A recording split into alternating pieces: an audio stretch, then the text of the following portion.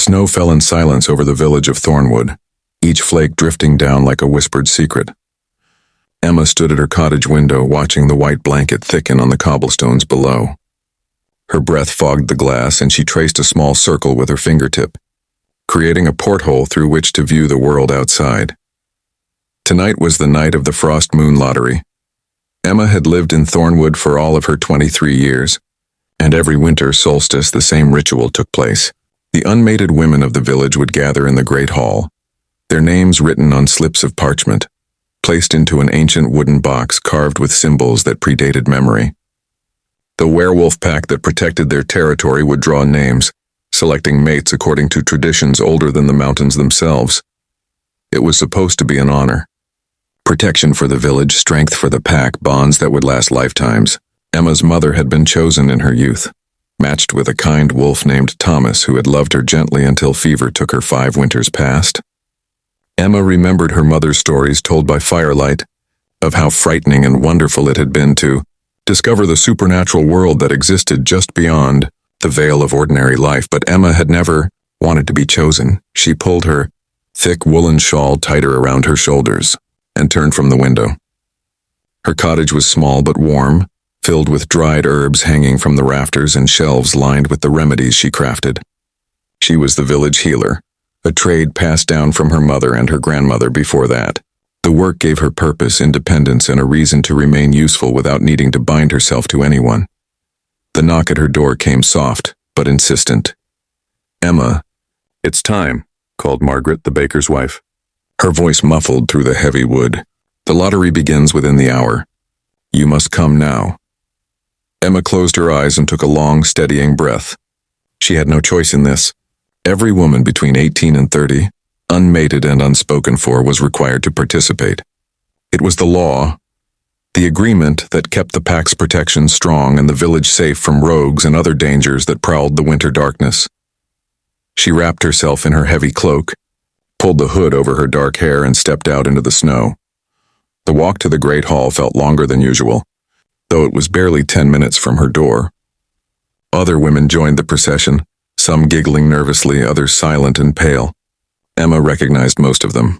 Sarah, the blacksmith's daughter who had always dreamed of adventure. Young Beth, barely 18, her eyes wide with equal parts fear and excitement. And there was Claire, the innkeeper's niece, who had been desperately in love with the butcher's son for years and walked now with tears frozen on her cheeks.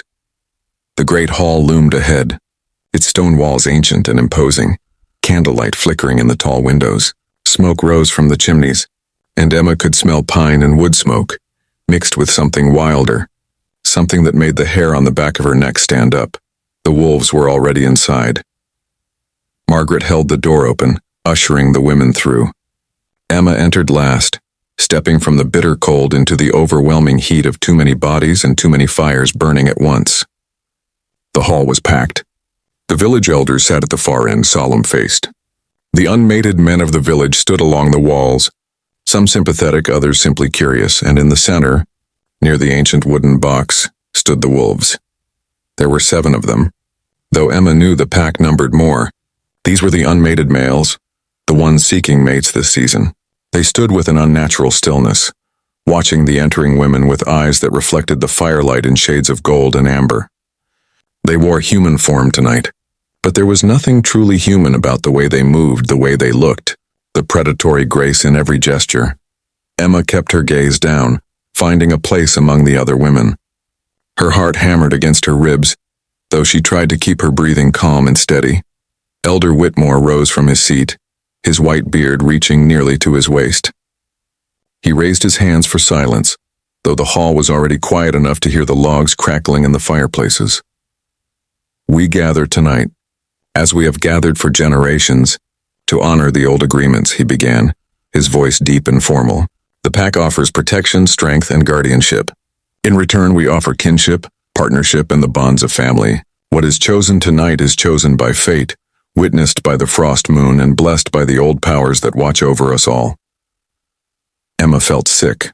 She had heard these words every year since she was old enough to understand them, but hearing them now, as a participant rather than an observer, made them feel like chains closing around her wrists. The elder continued with the ritual words. The history, the importance of the bonds. Emma stopped listening, instead focusing on the wolves themselves. They were all tall, all powerful in build, but she found her attention drawn to one who stood slightly apart from the others. He was the largest of them, with long dark hair that fell past his shoulders and a beard that gave him a wild, untamed appearance. His face was weathered, as though he had seen more winters than any of the others, and there was something about his eyes that seemed both fierce and terribly sad. He did not look at the women the way the others did, with evaluation or interest. Instead, he stared at some point in the middle distance, as though he wished to be anywhere else. Emma felt an unexpected kinship with him. "Let the lottery begin," Elder Whitmore declared, and the hall collectively held its breath. One by one, the wolves approached the box. The youngest went first, a sandy-haired wolf named Marcus, who had always been friendly to the village children. He drew a name, unfolded the parchment, and read it aloud. "Sarah Blackwood." Sarah gasped, then stepped forward with her head high. Marcus smiled at her, offered his hand, and she took it. There was kindness in his gesture, and Emma felt a small measure of relief for her. The second wolf drew. Then the third. Each time a name was called, and a woman stepped forward to meet her fate. Some pairings looked promising. Others looked less so. Claire was not chosen in the first rounds, and Emma saw her shoulders relax slightly with each name that was not hers. Then the large, dark-haired wolf stepped forward. The hall seemed to grow quieter, though Emma didn't know if that was her imagination or if others felt it too. There was weight to his presence, authority that the others lacked. He moved to the box with obvious reluctance, his jaw set, his eyes still focused elsewhere. He reached into the box and withdrew a slip of parchment. For a long moment he simply held it, unopened. Elder Whitmore cleared his throat meaningfully. The wolf's fingers tightened on the paper, then he unfolded it slowly and read the name written there. Emma Thorne. The world tilted. Emma felt every eye in the hall turn toward her. Her feet seemed rooted to the floor, her body refusing to obey the command to step forward. This couldn't be right. Of all the wolves, of all the possible outcomes, why him? Why the one who looked like he carried the weight of mountains on his shoulders? "Emma Thorne," Elder Whitmore repeated, his voice gentler now. "Step forward, child." Somehow her legs remembered how to move. She walked through the crowd of women, feeling their relief that it was her name and not theirs, feeling the weight of tradition and expectation pressing down on her from all sides. She stopped a few feet from the dark-haired wolf, unable to make herself close the remaining distance. He looked at her then, really looked at her, and Emma saw something flicker in those ancient eyes. Recognition, perhaps, or resignation. He did not smile. He did not offer his hand the way Marcus had done. Instead, he spoke, his voice rough as gravel and deep as winter itself. "I am Grayson, Alpha of the Thornwood Pack. By the laws of the Frost Moon Lottery, you are bound to me as mate. Do you accept this bond?" It wasn't really a question, not in any meaningful sense. Refusal meant exile from the village, meant losing everything she had ever known. But something in the way he asked it, the formality that seemed to contain the smallest space for her to have a voice, made Emma meet his eyes directly. "I accept," she whispered, though the words felt like stones. He nodded once, a sharp, final gesture. "Then it is done." The ritual continued for the remaining wolves, but Emma barely registered any of it. She stood beside Grayson, acutely aware of the heat radiating from his body, the way he held himself rigid and apart even while standing so close. When the lottery concluded, there was food and drink, a celebration of sorts, but Emma had no appetite. Grayson touched her elbow lightly, the first physical contact between them. "We should speak," he said quietly. "Away from this," she nodded, grateful for any excuse to leave the suffocating hall. He led her outside, into the snow that had continued falling throughout the ceremony. They walked in silence through the village, past the cottages with their glowing windows, toward the edge of the settlement where the forest began. There was a small clearing there, marked by a standing stone worn smooth by time and weather. Grayson stopped beside it, his breath making clouds in the frigid air. "I did not want this," he said finally, his words blunt but not unkind. "I know that is a poor thing to say to you now, but I will not begin with lies." Emma wrapped her arms around herself, surprised by his honesty. "I didn't want it either," she admitted. He turned to look at her, really look at her, and something in his expression softened. No, I suppose you did not. I saw the way you stood apart from the others, the way you looked toward the door. Why did you participate if you didn't want a mate? Emma asked, then immediately regretted the boldness of the question, but Grayson didn't seem offended. He looked up at the sky, at the full moon barely visible through the falling snow. Because I am the alpha, and the pack needs strong bonds to survive. Because tradition demands it, because sometimes we do things we do not want for the sake of those who depend on us. Emma understood that better than he might have guessed. How many times had she tended to patience through the night when she wanted nothing more than sleep? How many times had she offered comfort when her own heart was breaking? Duty was a language they both spoke. I will not force myself upon you, Grayson continued, his voice lower now. The bond is made in the eyes of the pack in the village, but what happens between us, that is ours alone to decide. You will have your own space, your own life. I ask only that you live in the pack house for appearances, and that you allow me to protect you, as is my responsibility. It was more than Emma had hoped for, more kindness than she had expected from the fierce-looking alpha who had drawn her name from the box. Thank you, she said softly. That is generous. It is only fair, he replied. Neither of us chose this, but we can choose how we move forward from here. They stood together in the falling snow, two people bound by fate and tradition, neither wanting what had been thrust upon them, yet both too bound by honor and duty to walk away. Emma felt the cold seeping through her cloak, but she was reluctant to break this strange, fragile moment of understanding. What happened to you? She asked suddenly, the healer in her recognizing old wounds, old pain in the way he held himself. You carry sorrow like a second skin. Grayson was silent for so long that Emma thought he wouldn't answer. When he finally spoke, his words were careful, measured. I had a mate once before the lottery was reinstated. A chosen mate, a love match. She died 3 years ago, killed by rogues while I was away from the territory. I was not there to protect her. Emma's heart clenched. I'm so sorry. The pack needed an alpha who would bond again, who would show strength through the traditional ways. So I entered the lottery. He looked down at his hands, gloved against the cold. But I am not certain I have anything left to give, Emma Thorne. I can offer you protection, provision, and respect. But if you seek love or warmth or the things that should exist between mates, I fear I will disappoint you. In that moment, Emma saw him clearly, not the fearsome alpha, not the wild wolf, but a man broken by loss and bound by duty, doing the best he could with what remained of himself. I was not seeking love, Emma said honestly. I was seeking freedom to continue my work, to live my life as I have built it. If you can give me that, along with the protection you mentioned, then perhaps we will not disappoint each other after all. Grayson studied her face, and for the first time since she had seen him in the great hall, something like relief crossed his features. You are a healer, yes? My mother spoke of your skill. I am. I learned from my mother, who learned from hers. The pack house has need of a healer, Grayson said slowly. The wolves recover quickly from most injuries, but there are times when skilled hands and knowledge of herbs make all the difference. And there are the human families within the pack, the children, the elderly. They would benefit greatly from your presence.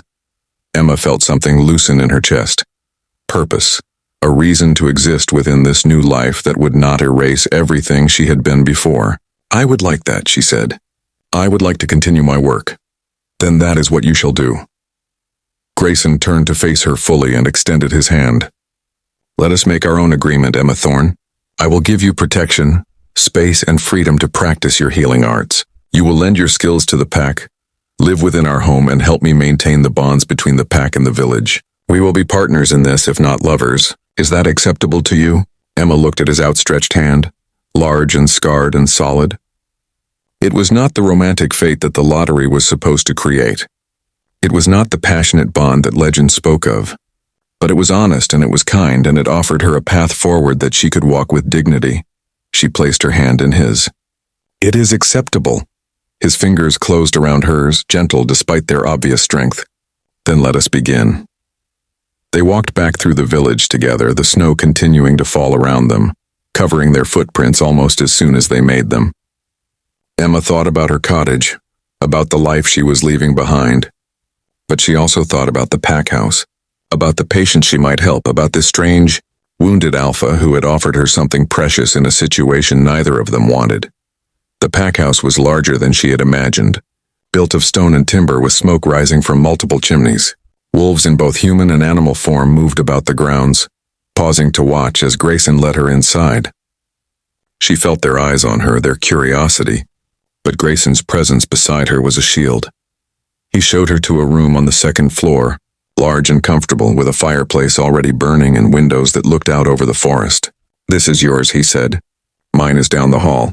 There is a workroom on the first floor that I think will suit your needs as a healer. We can look at it tomorrow, see what supplies you need." Emma set down the small bag she had brought containing her few precious possessions. "You have thought of everything." "I try," he said simply. Then he hesitated at the doorway. "Emma, I know this is not what you wanted, but I will do my best to ensure you do not regret drawing the short lot in this lottery. And I will do the same for you," Emma replied. Grayson nodded, and something passed between them, an understanding forged not from passion or destiny, but from two people determined to make the best of circumstances beyond their control. The days that followed were strange, but not unpleasant. Emma established herself as the pack healer, treating everything from training injuries to a child's fever. She found the workroom well-stocked, better than her own cottage had been, and the wolves were respectful, even grateful for her presence. Grayson kept his word, giving her space and freedom, checking on her needs but never intruding beyond what courtesy demanded. They shared meals sometimes, quiet conversations by firelight. He told her about the pack's history, about the territories they guarded and the responsibilities they carried. She told him about the herbs she used, the remedies she created, the satisfactions and frustrations of healing work. They were careful with each other, polite. But over time, Emma began to see past the broken alpha to the good man beneath. One evening, nearly a month after the lottery, Emma was treating Grayson's hand. He had torn it on silver wire while repairing fencing, and silver poisoned wolf flesh. She cleaned the wound carefully, applied a poultice she had developed specifically for such injuries, and wrapped it with clean linen. "You're skilled," he said, watching her work. "My mother was right about you." "Your mother?" Emma looked up in surprise. "She died 2 years ago," Grayson said quietly. "But before she passed, she spoke of the village healer's daughter. She said you had the gift and a kind heart. She hoped that someday you might use your talents for the pack." Emma's throat tightened. "I didn't know. How could you?" Grayson's voice was soft. "But I think she would be pleased knowing you are here, knowing that some good came from this lottery, even if neither of us wanted it." Emma finished tying off the bandage, but she did not let go of his hand immediately.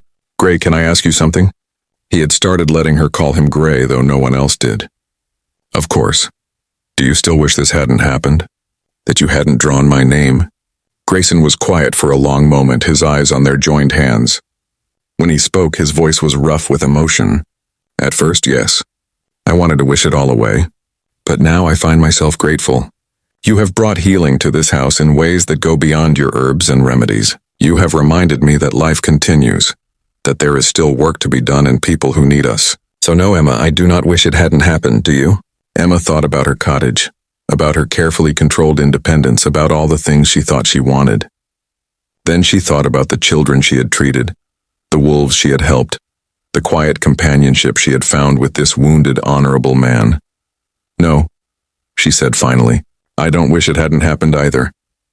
Something changed in Grayson's expression, a softening, a warming, like winter beginning to thaw. He turned his hand in hers, lacing their fingers together. "We were not looking for each other," he said. "But perhaps fate knew better than we did what we needed." Emma smiled, and for the first time since the Frost Moon lottery, she felt truly at peace. They had not chosen each other from love or desire. They had been brought together by ancient traditions and random chance. But what they were building now, this partnership forged in honesty and respect, might be stronger than any bond the lottery could have created. Outside, snow fell softly on the pack house, covering the world in silence. And inside, two people who had not wanted to be chosen began to choose each other, one quiet moment at a time.